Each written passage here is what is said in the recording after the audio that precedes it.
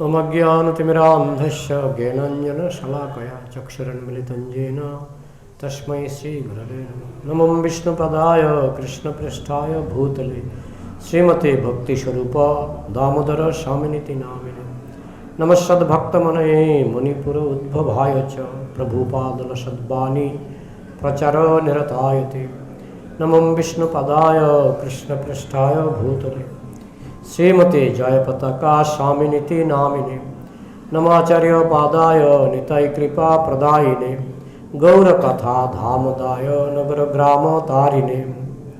नमो विष्णुपदाय कृष्णपृष्ठाय भूतले श्रीमते भक्तिवेदांत स्वामिनिति नामिने। नमस्ते सारस्वती देवे गौरवाणी प्रचारिणे निर्विशेष शून्यवादी पाश्चात्य देशतारिणे।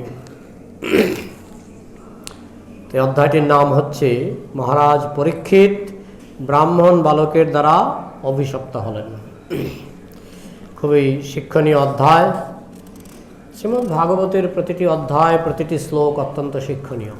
প্রতিটি শ্লোকের মধ্যে প্রতিটি শব্দ অত্যন্ত তাৎপর্যমণ্ডিত এবং অত্যন্ত শিক্ষণীয়। তো আপনারা কাহিনী সকলেই জানেন যে পরীক্ষিত মহারাজ মৃগয়া মানে হরিণ শিকার, পশু শিকার করতে গিয়েছিলেন। প্রশ্ন জাগে পরীক্ষিত মহারাজ একজন পরম বৈষ্ণব, তিনি কেন পশু হত্যা করতে বনে গেলেন? তো উত্তর হলো, তিনি যেহেতু ছিলেন ক্ষত্রিয় বৈষ্ণব, মানে ক্ষত্রিয় এবং বৈষ্ণব। তো ক্ষত্রিয়ের ধর্ম হচ্ছে প্রজাদেরকে রক্ষা করা, এবং রক্ষা করতে গেলে মাঝে মধ্যে অসুর জাতীয় মানুষদেরকে শাস্তি দিতে হয়, হত্যা করতে হয়, মাঝে মধ্যে যুদ্ধ করতে হয়। অধার্মিকের সঙ্গে মাঝে মধ্যে ক্ষত্রিয়দের যুদ্ধ করতে হয়। তো যুদ্ধ করার ট্রেনিংটা তারা কিভাবে নিত? ওই শিকার করে। অনেক ক্ষত্রিয় তারা বিনা অস্ত্রে শুধু হাতে হাতে যুদ্ধ করে বাঘ মেরে ফেলত। তার মানে ক্ষত্রিয়ের কেমন ক্ষমতা ছিল যে তারা শুধু হাতে, অস্ত্র ছাড়া শুধু হাতে বাঘের সঙ্গে যুদ্ধ করে বাঘ, সিংহ মেরে ফেলত। বেশিরভাগ ক্ষেত্রে অস্ত্র ব্যবহার করা হতো, তবে অনেক ক্ষত্রিয় এমনও ছিলেন, এত শক্তিশালী ছিলেন যে বাঘ, সিংহ তারা মেরে ফেলতে পারতেন। এই যে ট্রেনিং, এই ট্রেনিংটা কেন?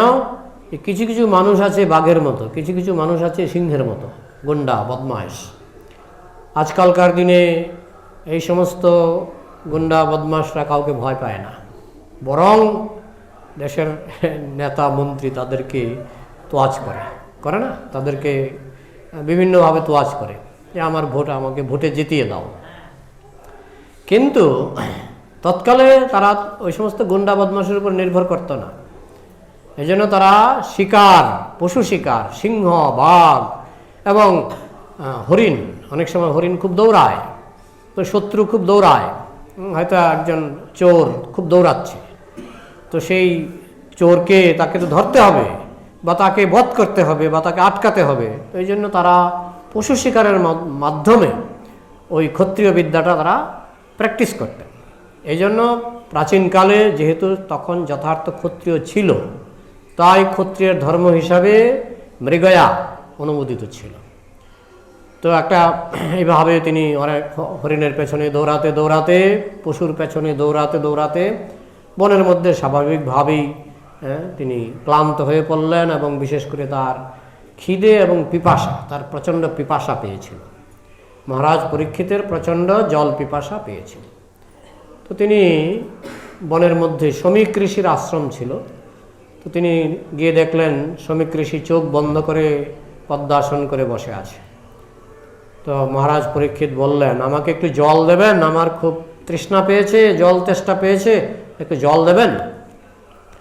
শ্রমিক ঋষি আসলেই শুনতে পাননি, কারণ তিনি ওই কলিযুগের ধ্যান তো নয়, এটা ছিল দাপর যুগ। দাপর যুগে তখন মুনি ঋষিদের তখনও অনেক ক্ষমতা ছিল। সত্যযুগে ক্ষমতা ছিল সবচেয়ে বেশি, ত্রেতা যুগে একটু কমে আসলো, দাপর যুগে আরেকটু কমলো, কিন্তু ক্ষমতা তখনও এখনকার তুলনায় তখনও মুনি ঋষিদের অনেক ক্ষমতা ছিল। এবং ক্ষমতা অর্জন করার জন্য তাদের সেই যোগ্যতা, যেমন কেমন ধ্যান করছেন যে ডাকলে শুনতে পাচ্ছেন না। তো পরীক্ষিত মহারাজ জোরে জোরে ডাকলেন, আমার খুব জল পিপাসা পেয়েছে। আশেপাশে আর কেউ ছিল না, শুধু শ্রমিক ঋষি ধ্যানমগ্ন ছিলেন। তার ছেলেও ছিল একটু দূরে, শৃঙ্গী। তো শ্রমিক ঋষি আসলেই শুনতে পাননি। পরীক্ষিত মহারাজ তিনি এক পরম বৈষ্ণব, কিন্তু সেই সময় এটা ভগবান শ্রীকৃষ্ণেরই একটি লীলা। ভগবান শ্রীকৃষ্ণ চাইছেন যে পরীক্ষিত মহারাজ মোহগ্রস্ত হোক। এই জন্য যখন শুদ্ধ বৈষ্ণব কোনো ভুল করে, সেক্ষেত্রে যদি উত্তম অধিকারী শুদ্ধ বৈষ্ণব কোনো ভুল করে, বুঝতে হবে সেই ভুলের জন্য শুদ্ধ বৈষ্ণব দায়ী থাকেন না, সেই ভুলটা কৃষ্ণ করিয়ে নেন। যেমন অর্জুন, তিনি প্রথম অধ্যায়ে ভুল করছেন, প্রথম অধ্যায়ে বলছেন আমি যুদ্ধ করব না, ভুল করছেন, কিন্তু এই ভুলের জন্য অর্জুন দায়ী নন, এই ভুলের জন্য কৃষ্ণ দায়ী। কৃষ্ণ অর্জুনকে দিয়ে ভুলটা করাচ্ছেন। কেন না, তুমি যদি ভুলটা না করো তাহলে তুমি গীতা আমি তোমাকে বলবো কি করে, আর তুমিও বা প্রশ্ন করবে কি করে? তাই তুমি প্রশ্ন করো, আর তোমার ভুল ধরে ধরে আমি উত্তর দেব। তাতে কি হবে? তাতে তোমাকে উপলক্ষ করে জগৎবাসী গীতার জ্ঞান লাভ করবে। তার মানে কৃষ্ণের একটা প্ল্যান আছে। ঠিক তেমনি পরীক্ষিত মহারাজ যখন ভুল করলেন, বুঝতে হবে কৃষ্ণের একটা প্ল্যান আছে। কি প্ল্যান? যে এখন ভুল করে কিছু একটা অন্যায় করবে, ব্রাহ্মণ পুত্র এসে অভিশাপ দেবে, তারপরে তিনি 7 দিন সময় পাবেন। এই 7 দিনের মধ্যে তিনি ভাগবত শ্রবণ করবেন, সেই ভাগবত লিপিবদ্ধ হবে, সেই লিপিবদ্ধ ভাগবত আমরা সবাই বিশ্ববাসী সবাই পাব। এটা ছিল কৃষ্ণের প্ল্যান। তাই একটা নাটক ঘটাবার জন্য কৃষ্ণ সেই পরীক্ষিত মহারাজের মনের মধ্যে একটু ক্রোধ জাগ্রত করে দিল। সাধারণ প্রজাও যদি এসে জল চায় কারো ঘরে, তাকেও জল দেওয়া উচিত, তাই না?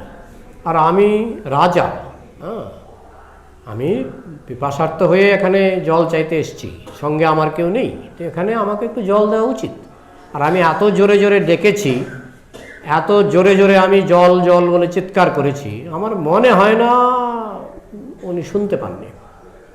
আর যদি সত্যি শুনতে না পান, তাহলে একটা পরীক্ষা করে দেখি।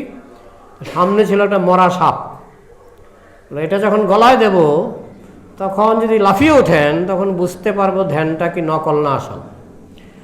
তো উনি কী করলেন? মরা সাপটাকে ওনার ধনুকের ছিলায় ঝুলিয়ে উনি এটাকে মুনির গলায় মালার মতো ঝুলিয়ে দিলেন। তাও শ্রমিক ঋষি টের পাননি। ওই শ্রমিক ঋষির যে পুত্র শৃঙ্গী, তিনি তখন একটু অন্যত্র দূরে ছিলেন। কিছু বন্ধুবান্ধব, ওই শৃঙ্গীর কিছু বন্ধুবান্ধব সেটা দেখলেন। দেখে বন্ধুকে গিয়ে বললেন, জানো জানো তোমার বাবার গলায়, মহারাজ পরীক্ষিত, তোমার বাবার গলায় সাপ ঝুলিয়ে দিয়েছে, মৃত সাপ। তখন এই কথা শুনেই শৃঙ্গীর মানে পায়ের রক্ত মাথায় উঠে গেল। রাজা হয়েছে বলে কি এতই ওনার অহংকার? শৃঙ্গী জানতেন ব্রহ্মতেজ ক্ষত্রিয় তেজের থেকেও বেশি। আর তখনকার দিনে তাদের ব্রহ্মতেজ ছিল। তারা যখন যজ্ঞ করতেন, ওই ম্যাচকাঠির দরকার হতো না, মুখের থেকে আগুন, মন্ত্র দিয়ে আগুন জ্বালিয়ে দিতেন। তখনকার সময়ে ব্রাহ্মণদের এত শক্তি ছিল। এবং অনেক সময় একটা বৃদ্ধ গুরুকে ওই যজ্ঞে বলি দিয়ে সঙ্গে সঙ্গে আবার একটা অল্প বয়সের গরু, মানে বৃদ্ধ গরুটাকে নবযৌবন দান করে দিতেন। যে অশ্বমেধ যজ্ঞ, গোমেধ যজ্ঞ। গোমেধ যজ্ঞ মানে একটা বৃদ্ধ গরুকে হত্যা করে সঙ্গে সঙ্গে আবার সেই গরুটাকে জীবিত করে দিতে পারতেন। একটা বৃদ্ধ ঘোড়াকে হত্যা করে সঙ্গে সঙ্গে মন্ত্র বলে একটা বৃদ্ধ ঘোড়াকে নবযৌবন, নতুন দেহ দান করতে পারতেন। তাদের এই ক্ষমতা ছিল। তো শৃঙ্গীর সেই ক্ষমতায় তার অহংকার ছিল এবং তার মাথার রক্ত গরম হয়ে গেল। সঙ্গে সঙ্গে হাতে একটু জল নিয়ে তিনি মহারাজ পরীক্ষিতকে অভিশাপ দিলেন যে আমি তক্ষক নাগকে আদেশ করছি যে আগামী 7 দিনের মধ্যে এই তক্ষক নাগ এসে মহারাজ পরীক্ষিতকে দংশন করবে। তারপরে সেই শৃঙ্গী এসে বাবার সামনে কান্নাকাটি করতে শুরু করলেন, জোরে জোরে চিৎকার করে কাঁদতে লাগলেন। সিংহ বুঝতে পারছেন এটা মস্ত বড় ভুল হয়ে গেছে, ক্রোধের রাগের মাথায় আমি মহারাজকে মৃত্যুদণ্ড দিয়ে দিলাম, এটা মস্ত বড় ভুল হয়ে গেছে, এটা বুঝতে পারলেন। আবার এদিকে বাবার অপমানও সহ্য করতে পারছিলেন না, এইভাবে তিনি খুব ক্রন্দন করতে শুরু করলেন। কিছুক্ষণ পর শমিক ঋষির ধ্যান ভঙ্গ হল। ধ্যান ভঙ্গ হওয়ার পরে তিনি দেখলেন তার গলাতে একটা মৃত সাপ। আমরা হলে কি করতাম? প্রথমে একটা লাফ দিতাম, তাই না? কিন্তু শৃঙ্গি ঋষি লাভ দেননি। শৃঙ্গি বলছি, শমিক ঋষি লাভ দেননি। তিনি তাকালেন, হাতে করে সাপটাকে ধরলেন, টেনে বের করলেন, ছুঁড়ে ফেলে দিলেন। একবার প্রশ্নও করেননি যে সাপটা কোথা থেকে এলো, এটা মৃত সাপ, এটা কে আমার গলায় ঝোলালো, একবারও প্রশ্ন করেননি। বহু শিক্ষার বিষয়, বহু শিক্ষার বিষয়। বলা হয় যে ধীরস্তত্র নমুজ্জতি, ধীর ব্যক্তি কখনো মুহ্যমান হয়ে পড়েন না, ধীর ব্যক্তি কখনো বিচলিত হন না। আমরা গতকাল রাত্রে গীতা পাঠে আমরা আলোচনা করছিলাম যে যস্মিন স্থিত ন দুঃখেন গুরুনাপি বিচাল্যতে, গুরুতর দুঃখেও মানুষ যখন কেউ ভক্ত হয়, গুরুতর দুঃখেও বিচলিত হয় না। তো শমিক ঋষি তার আচরণের মাধ্যমে প্রমাণ করে দিলেন যে তিনি বিচলিত নন। তো সাপ দেখেও, মোবাইল বন্ধ রাখুন, সাপ দেখেও, মরা সাপ গলায় দেখেও তার একটা প্রশ্ন জাগেনি যে কে সাপটা দিল, কে সাপ আমার গলায় ঝোলালো। মরা সাপ তো আর নিজে নিজে আসেনি। এবং তিনি এই সাপটাকে ছুঁড়ে ফেলে দিলেন এবং তিনি বিন্দুমাত্র ক্রোধ প্রদর্শন করেননি, বিন্দুমাত্র ক্রোধ প্রদর্শন করেননি। এর দ্বারা শমিক ঋষি প্রমাণ দিলেন যে তিনি যথার্থ, প্র্যাকটিক্যালি তিনি একজন, বাস্তবিকভাবে তিনি একজন মহাপুরুষ। কারণ মহাপুরুষ না হলে, সাধারণ মানুষ হলে এরকম আচরণ তার কাছ থেকে আমরা প্রত্যাশা করতে পারি না। তাই তার আচরণ দেখে বোঝা যাচ্ছে যে শমিক ঋষি ছিলেন একজন মহাপুরুষ। তখন শমিক ঋষি তার সন্তানকে জিজ্ঞেস করলেন যে তুমি কান্না করছো কেন? তখন শমিক ঋষি, শৃঙ্গি সব খুলে বললেন যে এই ব্যাপার মহারাজ পরীক্ষিত, তিনি আপনার গলায় মরা সাপটা ঝুলিয়ে দিয়েছে। তো কী হয়েছে? মরা সাপ ঝুলিয়ে দিয়েছে, আমি তো দেখেছি, আমি তো ফেলে দিয়েছি, কোনো তো এখানে তো কোনো এমন কোনো মহা অন্যায় হয়ে যায়নি। উনি জল চেয়েছিলেন, সব শুনেছেন শমিক ঋষি, পিপাসার্থ ছিলেন, আমি ধ্যানমগ্ন ছিলাম, তুমি ছিলে না গৃহে। ওনার ক্রোধ হতেই পারে, উনি রাজা। উনি ব্রাহ্মণকেও হত্যা করতে পারেন, যদি কোনো ব্রাহ্মণ অপরাধ করে। রাজার সেই অধিকার দেওয়া আছে শাস্ত্রে যে ব্রাহ্মণকে ফাঁসি দেওয়ার অধিকার রাজার আছে। না হলে রাজার কাজ হচ্ছে প্রত্যেকে তার নিজ নিজ দায়িত্ব পালন করছে কিনা, ক্ষত্রিয় তার দায়িত্ব পালন করছে কিনা, বৈশ্য তার দায়িত্ব পালন করছে কিনা, ব্রাহ্মণ তার দায়িত্ব পালন করছে কিনা, এগুলি তত্ত্বাবধান করা, দেখাশোনা করা রাজার দায়িত্ব। তো রাজা যদি দেখে কেউ তার দায়িত্ব পালন করছে না এবং অপরাধ করছে, অন্যায় করছে, রাজা ইচ্ছা করলে তাকে ফাঁসি দিতে পারে। সুতরাং রাজার ভূমিকায় এই আমার গলায় একটু সাপ ঝুলিয়ে দিয়েছে, এটা এমন কোনো মস্ত বড় অপরাধ হয়ে যায়নি। কিন্তু তুমি যেটা করেছো, হট করে তুমি, কি বলে আমরা ইংরেজিতে বলি শর্ট টেম্পার্ড। শর্ট টেম্পার্ড মানুষ কি ভালো? শর্ট টেম্পার্ড, যেমন এখন বিভিন্ন দেশে, প্রত্যেক দেশেই পরমাণু বোমা প্রচুর পরিমাণে আছে। এখনও আমরা টিকে আছি কারণ এখনও সেরকম শর্ট টেম্পার্ড নেতা আমরা পাইনি। যদি একটা শর্ট টেম্পার্ড নেতা চলে আসে, যেমন একবার হয়েছিল জাপানের হিরোশিমা নাগাসাকিতে, কোনো এক শর্ট টেম্পার্ড নেতা কি করলো না, চালাও অ্যাটম বোম, দিল হিরোশিমা নাগাসাকিতে অ্যাটম বোম চালিয়ে, নিক্ষেপ করলো অ্যাটম বোম। এখনও আজ থেকে কত বছর আগে নিক্ষেপ হয়েছিল? কত বছর আগে?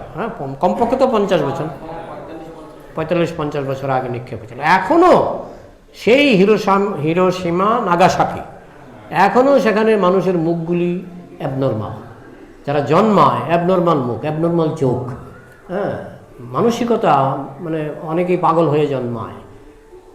ডাক্তাররা বলছে ওই যে 50 বছর আগে যে বোমা নিক্ষেপ হয়েছিল, তখন তো সব পুরো ছাই হয়ে গেছিল, কিন্তু এই যে তেজস্ক্রিয়া, বিষাক্ত যে প্রভাব এখনও চলছে।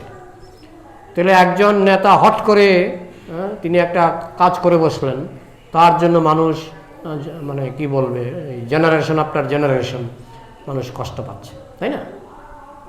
এরকম বহু ক্ষেত্রে হট করে যে কাজ হয়, হট করে যে কাজগুলি হয়, অনেক উগ্রপন্থী আছে হট করে, যেমন টুইন টাওয়ার আক্রমণ করে দিল। তো এগুলি হচ্ছে উগ্রপন্থীর লক্ষণ, হট করে রেগে যাওয়া। যেমন এই আপনারা শুনেছেন বাংলাদেশে ইকবাল বলে একজন লোক, উনি হনুমানের পায়ের কাছে একটা কোরআন রেখে দিলেন, ইকবাল। আর কিছু কিছু মানুষ, মানুষ বলুন বা অমানুষ বলুন, হট করে রেগে গেছে, এই শৃঙ্গির মতো অনেকটা হট করে রেগে গেছে। হট করে রেগেই একেবারে মানে কয়েকশো পরিবার, কয়েকশো বাড়ি আগুন লাগিয়ে, তারপরে মারপিট করে মানুষ মেরে ফেললো, তারপরে দোকানপাট পুড়ে ফেললো। এই যে হট করে রেগে যাওয়া, এটা কি এখানে দেখুন দুজনের দৃষ্টান্ত আমরা পাচ্ছি। একজন হচ্ছেন শ্রমিক ঋষি আর একজন হচ্ছেন তারই পুত্র শৃঙ্গী। তো শৃঙ্গীর আচরণটা কি মনে হয়, এটা কি আদর্শ আচরণ? আদর্শ আচরণ নয়। 1 মিনিটের হট করার জন্য 1 মিনিটের মধ্যে আমি এমন একটা কাজ করে বসলাম, তার জন্য হয়তো শত শত বছর, হাজার হাজার বছর মানুষ কষ্ট পাবে, এবং তা যে পাচ্ছে আমরা দেখতে পাচ্ছি। মহারাজ পরীক্ষিতের দেহত্যাগের পর তেমন আর সেরকম মহারাজ পরীক্ষিতের মতো অত উন্নত রাজর্ষি আর আসেনি। ক্রমে ক্রমে আস্তে আস্তে রাজতন্ত্রটাই উঠে গেল। আদর্শ রাজা, আদর্শ নেতা আর নেই। এখন জোনাকি পোকারা কোনো মতে ভোটে পাশ করে। যেমন পরীক্ষিত মহারাজ ছিলেন সূর্যের মতো। আরে সূর্যের কি ভোটের দরকার আছে? একজন জোনাকি পোকা যদি বলে আমার ভোট লাগবে, সূর্য যদি চুপ করে থাকে আমার ভোট লাগবে না, তো সূর্যের কি ভোট পাওয়ার দরকার আছে? না, আমি জানতে চাই সূর্যের কি ভোট পাওয়ার দরকার আছে? দরকার নেই। সে নিজের মহিমায় উজ্জ্বল। তাই আজকাল ভোট চাইতে হয় কেন? কারণ তারা জানে আমার মহিমা সূর্যের মতো নয়। আমার মহিমা সূর্যের মতো নয়, তাই আমি জোনাকি পোকার মতো আমার এখন বলতে হবে আমি বড় জোনাকি পোকা। দেখো অন্য জোনাকি পোকার থেকেও আমার ক্ষমতা বেশি, তাই না? তো এই জন্য এখন গণতন্ত্র মানে কি? মানে যখন দেশে সূর্যের মতো নেতার অভাব পড়ে যায়, তখন কাউকে না কাউকে তো বসাতে হবে। এই গণতন্ত্র কিন্তু রাজতন্ত্র, মনে রাখবেন। গণতন্ত্র কিন্তু রাজতন্ত্র, পার্থক্য শুধু একটুকুই, যে আগের দিনের রাজারা সূর্যের মতো নিজের মহিমায় উজ্জ্বল ছিলেন, এখনকার দিনের রাজারা জোনাকি পোকার মতো বলে তারা দুই একজনকে জিজ্ঞেস করে দেখো আমি পারবো তো রাজ্য চালাতে? হ্যাঁ পারবে, টিপ দিলাম, পারবে, তাই না? ওইটা হচ্ছে গণতন্ত্র। যখন সূর্যের মতো নেতার অভাব থাকে, সূর্যের মতো নেতার যখন অভাব হয়ে যায়, ওই তখনই গণতন্ত্র শুরু হয়। এই জন্য কলিযুগে গণতন্ত্র এত জনপ্রিয়। কিন্তু এটা রাজতন্ত্রই, মানে কি জনগণ রাজা বানাচ্ছে। বলো না আমরা সবাই রাজা, আমাদেরই রাজার রাজত্বে। পরিবারের সবাই যদি কর্তা হয়ে যায়, একটা সাধারণ পরিবার চলবে না। পরিবারের সবাই যদি কর্তা হয়ে যায়, একটা সাধারণ পরিবার চলবে না, তাই না? সাধারণ পরিবারে যদি বড় ছেলে বলে এটা হবে, ছোট ছেলে বলে এটা হবে না, বাবা বলছে এটা হবে, স্ত্রী বলছে এটা হবে না, ওই পরিবারে কোনো কিছু ভালো কিছু করা সম্ভব নয়। হ্যাঁ, পরামর্শ নেওয়া যেতে পারে, কিন্তু সিদ্ধান্তটা একজনকে নিতে হবে। পরিবারের কর্তা সিদ্ধান্ত নেবে কি হবে কি হবে না, তাইলে পরিবারটা শৃঙ্খলাবদ্ধভাবে চলবে। আর সবাই যদি আমরা সবাই রাজা, এটা যেটা গণতন্ত্র, তার মানে কি এখন এটার গভীরে বিশ্লেষণ করলে অনেক কিছু বেরোবে। যেমন আমেরিকাতে সব মানুষ মদ খেতে ভালোবাসে, তাই তো? এখন ভোটের আগে যদি নেতা বলে যে আমাকে ভোট দিন, আমি মদ খাওয়া বন্ধ করে দেব। দেখুন আমাদের বৈদিক শাস্ত্রেও মদ খাওয়া নিষেধ, মুসলমান শাস্ত্রেও মদ খাওয়া নিষেধ, তাই না? নেশা করাটা নিষেধ আছে। এখন কোনো ব্যক্তি যদি বলে আমাকে ভোট দিন, আমি মদ খাওয়া বন্ধ করে দেব, ফেল করবেন কি না? ভোটে ফেল করবেন। আমেরিকাতে আমি শুনেছি জঘন্য জঘন্য ব্যাপারে নেতারা সম্মতি দিচ্ছে। হোমোসেক্স, নেতাদের সম্মতি আছে, নেতারা সাপোর্ট করছেন। বড় বড় দেশের যারা হর্তাকর্তা বিধাতা, তারা সাপোর্ট করছে। হ্যাঁ, এবং কোর্ট সাপোর্ট করছে, হ্যাঁ, হাইকোর্ট সুপ্রিম কোর্ট সব সাপোর্ট করছে। এই হচ্ছে গণতন্ত্র। গণতন্ত্র মানে জনগণ যেটা পছন্দ করবে, জনগণ যদি গাঁজা খেতে পছন্দ করে, আর যিনি ভোট প্রার্থী এসে যদি বলেন যে আমি গাঁজা খাওয়া বন্ধ করে দেবো, ফেল। এটাই হচ্ছে, হ্যাঁ, কলিযুগে এটাই হচ্ছে, যার জন্য রাজা কিছু করতে পারে না। রাজাকে বলে ঠুটু জগন্নাথ। এই কলিযুগে রাজা মানে ঠুটু জগন্নাথ, কিন্তু অন্যান্য যুগে সেরকম ছিল না। অন্যান্য যুগে রাজা যেটা চাইবে সেটাই একেবারে, হ্যাঁ, তার মধ্যে প্রশ্ন জাগে যে রাবণের মতো রাজা হলে তো মহা সমস্যা। হ্যাঁ, তো সেই জন্যই বলা হচ্ছে রাজর্ষি। রাজা হবেন সন্ন্যাসীর মতো, যেমন যুধিষ্ঠির মহারাজ, পরীক্ষিত মহারাজ, এরা ছিলেন সন্ন্যাসীর মতো রাজা। হ্যাঁ, এরাও রাবণের মতো ছিলেন না। এই জন্যই বলা হচ্ছে রাজতন্ত্র বললে হবে না, বলতে হবে রাজর্ষি তন্ত্র। রাজর্ষি তন্ত্র মানে যিনি রাজা হবেন তিনি সত্যি সত্যি সূর্যের মতো স্বমহিমায় তিনি উজ্জ্বল থাকবেন। তো সেরকম একজন রাজা ছিলেন পরীক্ষিত মহারাজ, এবং তাকে যখন এই ব্রাহ্মণ বালক অভিশাপ দিলেন, তার মৃত্যু হলো। হ্যাঁ, সূর্যের ক্ষমতা ছিল, পরীক্ষিত মহারাজের ক্ষমতা ছিল, তিনি ইচ্ছা করলে ব্রাহ্মণ বালককে পাল্টা অভিশাপ দিতে পারতেন, ইচ্ছা করলে নিজেকে রক্ষা করতে পারতেন, সেরকম তার ক্ষমতা ছিল। কিন্তু তিনি ব্রাহ্মণের মর্যাদার কোনো হানি করলেন না। তিনি ভাবলেন, ভক্ত হিসাবে ভাবলেন এটা আমারই কর্মফল, এটা কৃষ্ণের ইচ্ছা, তিনি মেনে নিলেন। কিন্তু তার ফলে কি হলো এখন আমরা দেখতে পাচ্ছি। হ্যাঁ, পরীক্ষিত মহারাজ চলে যাওয়ার ফলে রাজতন্ত্র আস্তে আস্তে ভেঙে গেল, এবং আস্তে আস্তে আমরা এখন দেখতে পাচ্ছি চারিদিকে শুধু গণ্ডগোল আর গণ্ডগোল। ভোটের আগে গণ্ডগোল, ভোটের পরে গণ্ডগোল। হ্যাঁ, কয়েক হাজার লোক মারা গেল বলে কিছুই না, নিউজই হয়নি। এটা কয়েক হাজার লোকও যদি মরে যায় বলে নিউজ হয়নি। হ্যাঁ, তো এই হচ্ছে এখন কলিযুগ। তার মধ্যে নেই মামার চেয়ে কানা মামা ভালো নিয়ে আমাদের চলতে হচ্ছে। কিন্তু অন্যান্য যুগে রাজতন্ত্র যখন প্রতিষ্ঠিত ছিল, মানুষ খুব সুখে শান্তিতে বাস করতেন। কারণ রাজা, তিনি তার পাওয়ার ছিল, ক্ষমতা ছিল। ক্ষমতা না থাকলে তো ঠুটু জগন্নাথ হয়ে কিছু করা যাবে না। আসলে মন্ত্রীরা চাইলেও পারে না। মন্ত্রীরা যদি মনে করে যে এখানে একটা জিনিস করব, দেখছে যে একটা বিরাট গোষ্ঠী রাজি না। হ্যাঁ, হয়তো ভাবছে এখানে একটা মন্দির করব, দেখছে এখানে বিরাট গোষ্ঠী আছে যে মন্দিরের বিরুদ্ধে, তখন চাইলেও সে পারে না। তার মানে ছোট জগন্নাথ। তো এই হচ্ছে কলিযুগের গণতন্ত্র। যাই হোক, এখানে শ্রমিক ঋষি তিনি যে হঠাৎ করে একটা অল্প সময়ে মানে ভালো করে গভীরভাবে চিন্তা ভাবনা না, শৃঙ্গী ভালোভাবে চিন্তা ভাবনা না করেই তিনি যে হঠাৎ করে একটা অভিশাপ দিয়ে দিলেন, ধ্বংসাত্মক। এটা উগ্রপন্থীর মতোই হঠাৎ করে রেগে মেগে কিছু একটা বিরাট ধ্বংস, যেটা শত শত বছর ধরে, হাজার হাজার বছর ধরে মানুষ যার দ্বারা ক্ষতিগ্রস্ত হবে। শ্রীমদ রাধানাথ স্বামী একটা সুন্দর দৃষ্টান্ত দিয়েছেন যে কিছু কিছু গাছ আছে যে গাছগুলি বড় করতে অনেক সময় 100 বছর লেগে যায়। কিছু আমি জানি রেডরুট বলে একটা গাছ আছে, রেডরুট। এটা নাকি 10,000 বছর বাঁচে, আর গাছটা পুষ্ট হতে কয়েকশো বছর লেগে যায় গাছটা পুষ্ট হতে। তো মনে করুন একটা ফল গাছ, এটা ফল ধরতেই হয়তো লেগে যাবে, হয়তো মানে আমাদের যে আম গাছ তাও তো 4-5 বছর লেগে যায় না। তো একটা গাছ বড় হতে তো সময় লাগে। এখন মনে করেন একটা গাছ ফল ধরার আগে, এমনও গাছ আছে ফল ধরার আগে হয়তো 100 বছর তার লেগে গেল গাছটা বড় হতে। আজকাল এই বাচ্চা কথা বলবে না, আজকাল এমন মেশিন আছে, এই হাত করাত নয়, মেশিনে করাত, আমরা ইউটিউবে দেখবেন, মেশিনে করাত লাগিয়ে দিচ্ছি, বিশাল বিশাল গাছ 1 মিনিটে শেষ।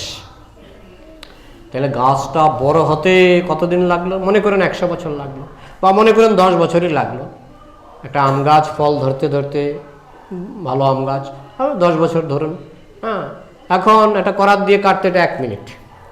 তাইলে গড়তে সময় বেশি লাগে না ভাঙতে সময় বেশি লাগে?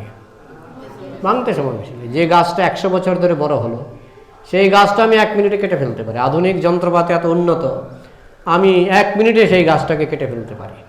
কিন্তু যদি চিন্তা করি যে এই গাছটা বড় হতে আমার 100 বছর সময় লেগেছে, ঠিক সেরকম আমাদের ভক্তি জীবনটাও সেরকম। আমাদের সাধন ভজন তপস্যা অনেক সময় লেগে যায়। বহুনাম জন্ম নামন্তি জ্ঞানবান মাং প্রপদ্যতে।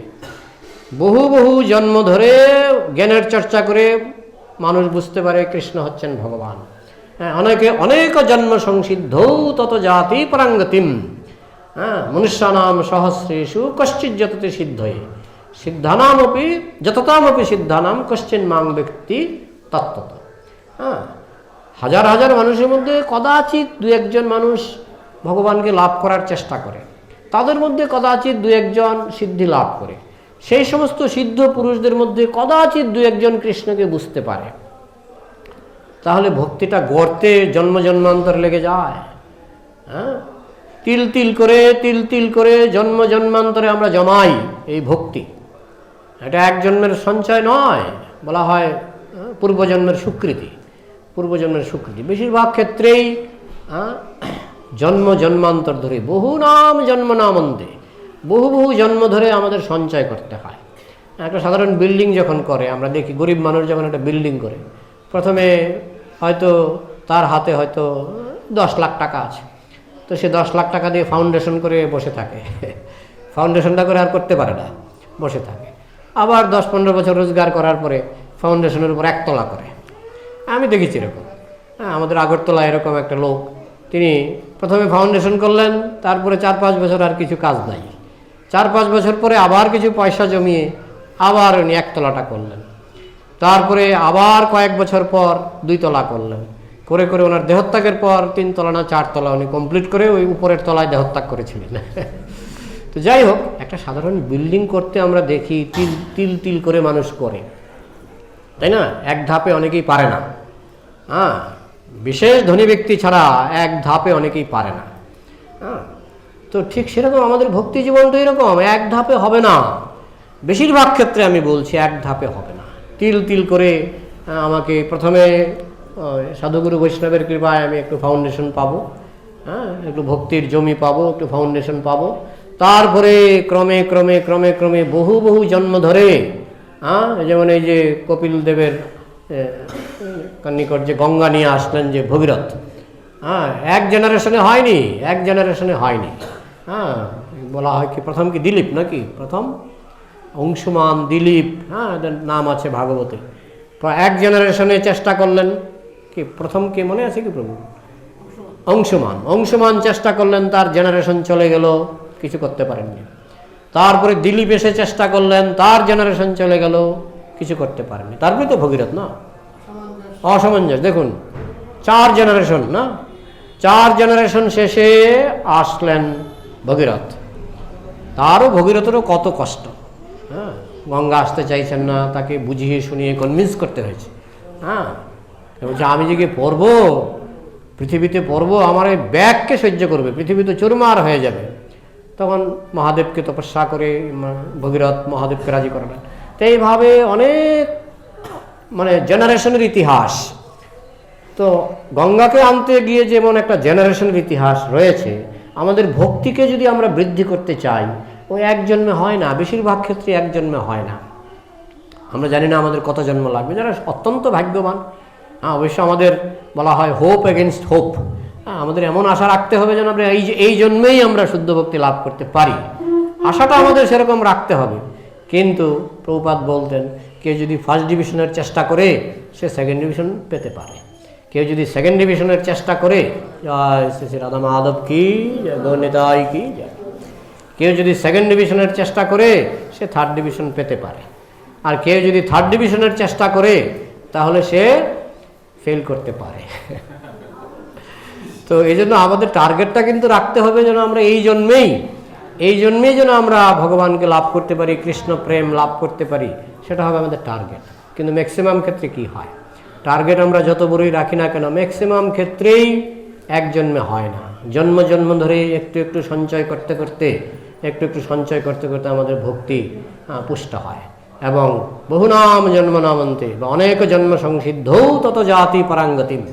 বহু জন্মের সিদ্ধির ফলে, বহু জন্মের তপস্যার ফলে, বহু জন্মের শ্রবণ কীর্তন, বহু জন্ম ধরে ভক্তি অনুশীলনের ফলে মানুষ কোনো না কোনো জন্মে গিয়ে, ওই যেমন একটা গাছ 100 বছর ধরে বড় হয় তারপরে ফল দেয়, কিংবা 20 বছর ধরে বড় হয় তারপরে ফল দেয়, ঠিক ভক্তি ফলটাও সেরকম।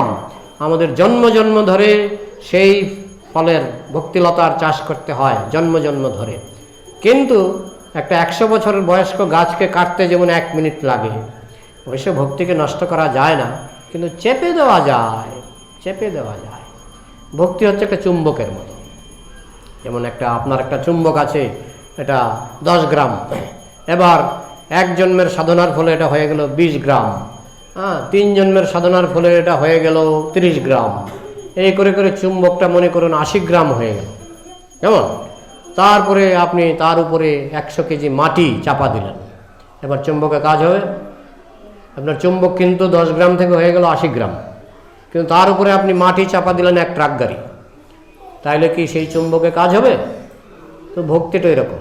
আপনি ভক্তি যতই বৃদ্ধি করুন, যদি একবার কোনো অপরাধ বা অনাচার অপরাধ করে ভাঙতে 1 মিনিট ভাঙবে না, এটা চাপা পড়ে যাবে, মায়ার আস্তরণে চাপা পড়ে যাবে। তো একবার যদি বৈষ্ণব অপরাধ হয়ে যায়, গুরু অপরাধ হয়ে যায়, নাম অপরাধ, ধাম অপরাধ, এগুলি যখন হয় তখন কিন্তু ভক্তি বিলম্বিত হয়ে যায়। তবে একটা আশা কি, যে আমরা ভক্তির রেলগাড়িতে উঠে গেছি। আমি একবার পুরীতে গেছিলাম, ফেরার পথে রেলগাড়িটা এসে একটা স্টেশনে থামলো, 24 ঘন্টা থেমেছিল, কিন্তু একটা ভরসা তো ছিল, 24 ঘন্টায় থামুক আর 100 ঘন্টায় থামুক, একটা ভরসা কি ছিল?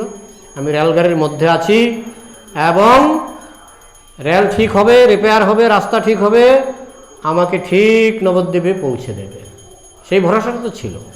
ঠিক তেমনি আমাদের ভক্তি অনেক সময় অপরাধে, বৈষ্ণব অপরাধ, নাম অপরাধ, ধাম অপরাধ ইত্যাদি অপরাধে ভক্তি ওই রেলগাড়ি যেমন মাঝপথে আটকে যায়, কিংবা চুম্বক যেমন মাটির আস্তরণে ঢাকা পড়ে যায়, অনেক সময় ভক্তি সেরকম ঢাকা পড়ে যায়, তখন দেরি হয়ে যায়, বিলম্বিত হয়ে যায়। সেই মাটি সরাতে অনেক সময় লাগবে, বা রেলগাড়ি সারাতে অনেক সময় লাগবে, তো সেই সময়টা মাঝখানে নষ্ট হয়ে যায়। তখন দেখা যায় যেমন ভরত মহারাজ, তিনি 1 জন্মেই ভগবানের ধামে যেতে পারতেন, কিন্তু তার লেগে গেল 3 জন্ম। তো ভরত মহারাজের মতো একজন অত্যন্ত যোগ্য ব্যক্তি, তার যদি 3 জন্ম লেগে যায়, আমাদের আরও বেশি লাগতে পারে। যদিও আমরা চেষ্টা করব, চেষ্টা করা উচিত 1 জন্মেই যেন আমাদের এই জন্মেই যেন আমরা ভগবানকে লাভ করতে পারি, কিন্তু বেশিরভাগ ক্ষেত্রেই দেরি হয়, বিলম্বিত হয়। কিন্তু একটা আশা কি না, আমরা রেলগাড়িতে উঠেছি, ইসকন নামে একটা বিরাট রেলগাড়ি আমরা পেয়ে গেছি, এই রেলগাড়িতে আমরা উঠেছি। শ্রীপাদ অদ্বৈত আচার্য প্রভু একটা দৃষ্টান্ত দিয়েছিলেন, কি জাহাজের দৃষ্টান্ত না নৌকার দৃষ্টান্ত? প্রভু কি যেন দৃষ্টান্তটা আপনি দিয়েছিলেন? একটা নৌকা, এই কাল কেন পরশু আপনি বললেন, কি সেটা দৃষ্টান্তটা?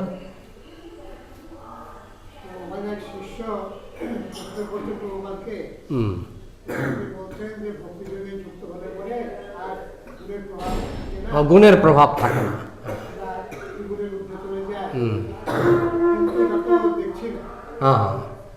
হ্যাঁ, এই যে সত্যগুণ, রজগুণ, তমগুণ, এগুলি তো সমুদ্রের ঢেউয়ের মতো বা নদীর ঢেউয়ের মতো। এখন আপনি যদি নৌকায় বসে আছেন, নৌকা তো দুলছে, এখন আপনি যদি বলেন কোথায় গুণের প্রভাব, তো গেল না। যে ঢেউটা হচ্ছে গুণের প্রভাব, সত্যগুণ, রজগুণ, তমগুণের প্রভাব, কিন্তু নৌকাটা দুলছে, কিন্তু আপনি জানেন আপনি নৌকায় বসে আছেন। দুটো জিনিস, একটা হলো আপনি নদীর জলে পড়ে গেলেন, সেখানে আপনি ঢেউ সামলাতে পারছেন না, ডুবে গেলেন, ডুবে অনেকে মারা যায়। কিন্তু নৌকায় থাকলে আপনার নৌকাটা দুললেও আপনি কিন্তু নৌকায় আছেন, এবং অনেক সময় দুলতে দুলতে আপনি কিন্তু নৌকা পার হয়ে যাচ্ছেন। ঠিক তেমনি সত্যগুণ, রজগুণ, তমগুণের ঢেউ থাকবে, কিন্তু থাকলেও আপনি যদি ইসকন নৌকায় বসে থাকেন, বা ইসকন রেলগাড়িতে বসে থাকেন, তাহলে কিন্তু একটা আশা আছে যে যতই ঝড় আসুক না কেন, আমি রেলগাড়িতে আছি, আমি নৌকায় আছি। এই গত পরশু আমি শ্রীমৎ জয়পতাকা মহারাজের একটা বাণী পেলাম, আমাকে একজন পাঠিয়েছে, তাই উনি খুব খুব আশা দিচ্ছেন যে তুমি হয়তো পেরে উঠছো না মায়ার সঙ্গে, তোমার হয়তো অনেক বাধা আসছে, পতন আসছে, কিন্তু কোনো মতেই হতাশ হয়েও না, কোনো মতেই ভক্তিকে ছাড়বে না, অনুশীলন চালিয়ে যাও, এবং অন্তত মনের দিক থেকে, অন্তরের দিক থেকে যে আমি শুদ্ধ ভক্ত হতে চাই, এইটা চালিয়ে যাও। যদি অন্তরের ইচ্ছাটা চালিয়ে যেতে পারো, শিওর একদিন আসবে যেদিন তোমার অন্তরের ইচ্ছা কৃষ্ণ পূর্ণ করবেন। কত বড় আশার কথা, কত বড় আশার বাণী। তো এইভাবে সর্ব অবস্থাতেই আমরা যদি ঠান্ডা মাথায় নিজের ভক্তিকে টিকে রাখার চেষ্টা করি, শ্রমিক ঋষির পদাঙ্ক অনুসরণ করি, আমরা যদি শৃঙ্গীর পদাঙ্ক অনুসরণ না করি, উগ্রপন্থী পদাঙ্ক যদি আমরা অনুসরণ না করি, তাহলে আমাদের জীবনে আশা রয়েছে যে আমরা কিছু না কিছু তো পাবই। তো এখন প্রশ্ন উত্তরের জন্য কিছু সময় রাখা যাক। হরে কৃষ্ণ। বললেন যে এখনকার রাজারা সব যোগ্যতা নেই করে, উপযুক্ত রাজার দরকার, রাজা হলে ভালো। সেরকম কি কোনো আশা আছে যে রাজা হবেন বা সেরকম নেতৃত্ব দেওয়ার মতো কেউ আছেন বা নেতৃত্ব আসতে পারে কি বলে? প্রভুর প্রশ্ন হলো যে বর্তমানে উপযুক্ত নেতা নেই, যার জন্য গণতন্ত্রে যারা ভোটে জিতে তারাই নেতৃত্ব করে। তো এমন কোনো আশা আছে কি যে ভবিষ্যতে যুধিষ্ঠির মহারাজের মতো, পরীক্ষিত মহারাজের মতো নেতা আসবেন? তো কলিযুগে সেটা আশা করা একটু দুরাশার মতোই। হ্যাঁ, কলিযুগে সেটা আশা করা যেমন বর্ষাকালের অন্ধকারে, বর্ষাকালের অমাবস্যার অন্ধকারে জোনাকি অনেক ঘুরে বেড়ায়, তাই না? এবং দেখে মনে হয় বাহ অনেক জোনাকি। কিন্তু বর্ষাকালের অন্ধকারেই যদি আমি বলি না আমার এখনই সূর্য দরকার, বর্ষাকালের অন্ধকার যতক্ষণ থাকবে ততক্ষণ তো আর সূর্য আমি চাইলেও দেখা যাবে না। তো কলিযুগটাই হচ্ছে এমন একটা সময়। আমার মনে আছে যে শ্রীমদ্ ভক্তি সিদ্ধান্ত সরস্বতী ঠাকুরকে একজন শিষ্য প্রশ্ন করেছিলেন। এটা শ্রীমদ্ ভক্তি সিদ্ধান্ত সরস্বতী ঠাকুরের দেহত্যাগের কিছুদিন আগের ঘটনা, যে গুরুদেব আপনার শরীরের অবস্থা দেখে তো আমরা চিন্তিত যে আপনার দেহত্যাগের পরে কিছু মনে করবেন না, আপনার দেহত্যাগের পরে গুরু কে হবেন?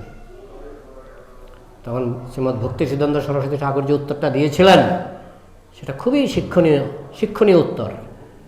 উনি সূর্যের দৃষ্টান্ত দিয়ে বলেছিলেন, সূর্য যেমন স্বয়ং ভাস্কর, স্বয়ং উজ্জ্বল, কে সূর্য হবে পরবর্তী সূর্য? এই জোনাকিটা সূর্য হবে না ওই জোনাকিটা সূর্য হবে, সেটাকে আমরা ঠিক করব না সূর্য নিজে ঠিক করবে? সূর্য নিজে ঠিক করবে। ঠিক তেমনি যিনি সত্যিকারের গুরু হওয়ার যোগ্য জগৎগুরু, জগৎগুরু ছিল প্রভুপাদ কি, তার নিজের মহিমায় তিনি উজ্জ্বল হয়ে উঠবেন গৌরীয় গগনে। তাকে ভোট দিয়েও বানাতে হবে না, তাকে ওই সমর্থন দিয়ে বানাতে হবে না, তিনি নিজের মহিমায় সূর্যের মতো আকাশে উঠবেন।